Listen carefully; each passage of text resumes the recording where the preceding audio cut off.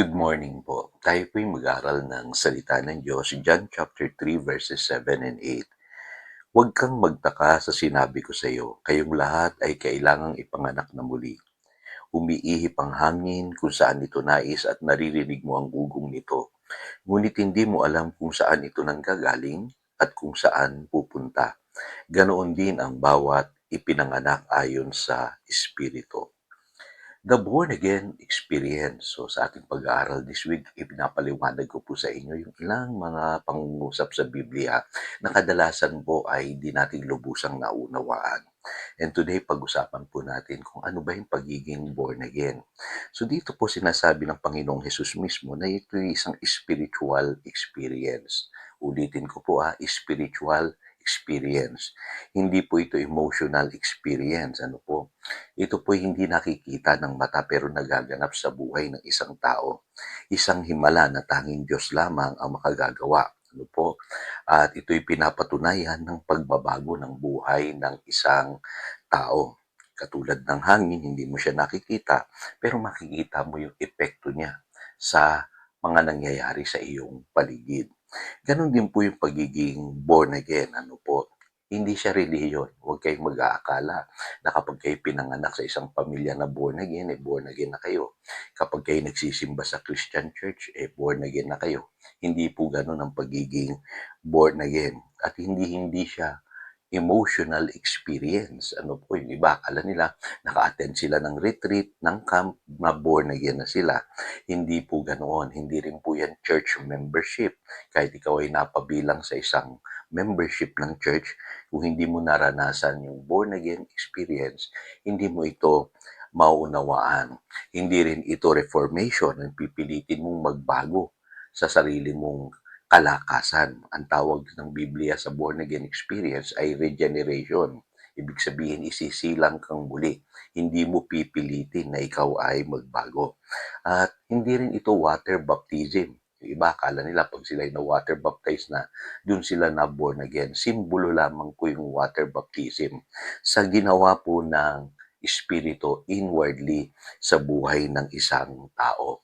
So, katulad po ng sinabi ng Panginoong Hesus, yung pagiging born again po yan ay isang spiritual na karanasan. So, meron pong revelation si Apostle Paul diyan. Mababasa natin sa Ephesians chapter 2 verse 5. Sabi niya, tayo'y binuhay niyang kasama ni Kristo nung tayo'y mga patay pa dahil sa ating pagsuway.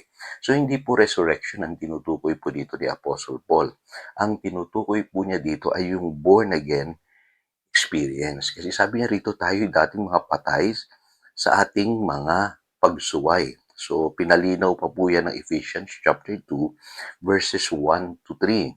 At ang sabi po diyan, sinusunod ninyo ang masamang takbo ng mundong ito at napailalim kayo sa prinsipe ng kasamaan, namumuhay ayon sa laman at sumusunod sa masasamang hilig ng katawan at pag-iisip. So ito pala yung kalagayan ng isang taong hindi pa nabuborn again, is spiritually dead. Ano po, Bible term po yan, hindi po yan gawa-gawa lang ng tao. Ano po, kasi man, ano po, is sinful by nature. Meron siyang likas na magkasala. Ganun ang tao, hindi niya kailangan pang pag-aralan yung magkasala. Meron siyang nature na kaya niyang gumawa ng pagkakamali at pagkakasala. Ano po, yun yung sinasabi sa Romans chapter 7 verses 18 to 20. At di natin maintindihan yan. Bakit natin nagagawa yung mga pagkakamali, bagamat gusto naman nating gawin yung tama, ano po. At ang tao po ay sinful by choice dahil sa ating pagpili. So malinaw po no, na sa mga ginagawa nating mga maling desisyon sa buhay, nakakalikha tayo ng pagkakamali at pagkakasala sa buhay na ito. Kaya ang tawag sa atin mga spiritually dead, hiwalay kay Kristo, patay sa kasalanan, sabi po ng Biblia. Kaya mahirap sa ating magbago talaga. Kasi sabi po ng Jeremiah 17 verse 9, sino ang nakakaunawa sa puso ng tao? Ito'y mandaraya at walang katulad.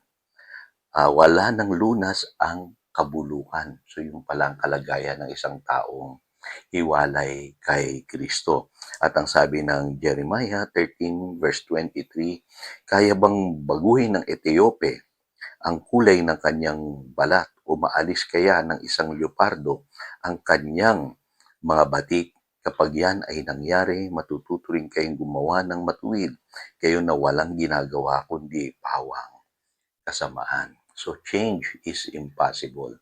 Ano po, mahirap magbago yung isang taong hiwalay kay Kristo. Ngayon naintindihan nyo na yung dati ninyong kalagayan nung hindi pa kayo nabuborn again.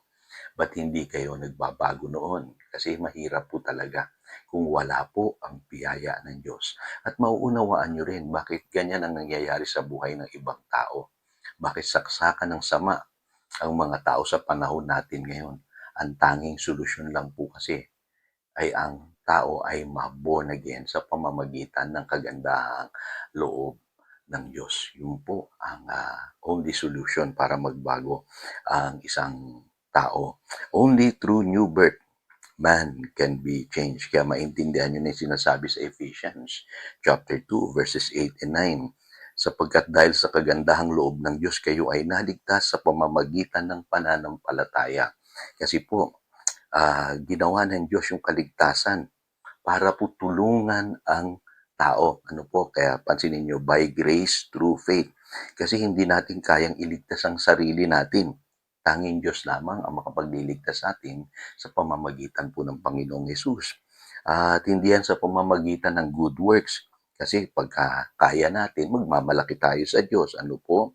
Kaya maraming tao ngayon, akala nila kaya nilang baguhin yung kanilang sarili pero nagtataka sila, bumabalik lang sila sa dati. Ano po, kailangan natin ng supernatural miracle, ano po, para magbago. Ano po, at tangi Diyos lamang ang makakagawa niyan sa pamamagitan ng kanyang kagandahang loob. Kung tayo po'y mananalig sa Panginoong Hesus bilang ating Lord and Savior. At magaganap yung supernatural transformation, yung miracle. So, dati po, yung kalagayan natin, napakalayo po talaga. Ano po? At ngayon tayo na kay Kristo na, malinaw po, tayo sinilang na muli, tayo mga anak ng Diyos, at taglay na natin yung katuwiran ng Diyos. So bakit po? Kasi may purpose po. Sabi po sa Ephesians chapter 2 verse 10, sapagkat tayo'y nilalang ng Diyos. Ang tinutukoy po ritong pagkalalang ay yung born again experience. Ano po? Hindi po yung physical birth natin. Sabi rito, sapagkat tayo'y nilalang ng Diyos, nilikha sa pamamagitan ni Kristo Jesus upang iukol natin ang ating buhay sa paggawa ng mabuti. Yan ang layuning pinili ng Diyos para sa atin noong una pa man. So malinaw po, ni-restore ng Diyos ang tao sa kanyang original intention. Kaya pala kailangan ma-born again ang isang tao para maibalik tayo do sa original na nais ng Diyos o purpose ng Diyos sa ating buhay. Hindi yung upang dalhin tayo agad sa langit. Ano po? Kasi may gagampanan pa po tayong layunin ng Diyos dito sa lupa. Iuukol natin yung ating buhay sa paggawa ng mabuti. So, nawa naintindihan po ninyo sa pamamagitan po ng mga explanation ito kung ano po yung born again experience. Tayo po'y manalangin. Dakilang Diyos, salamat po sa paliwanag na mayroon po sa Biblia kung ano po talaga ang born again experience. Nawa maunawaan namin ito para maintindihan namin yung ginawa mo sa aming buhay at maunawaan din namin kung bakit nangangailangan ng maraming tao ng karanasang ito. Salamat, Panginoon, sa mga katotohanan ito. Purihin ka. Yan ang aming panalangin. In Jesus' name we pray. Amen. Again, ito si Pastor Jojo, nagpapaalala upang daluyan tayo ng pagpapala, manatili tayo sa kanyang salita. Good morning.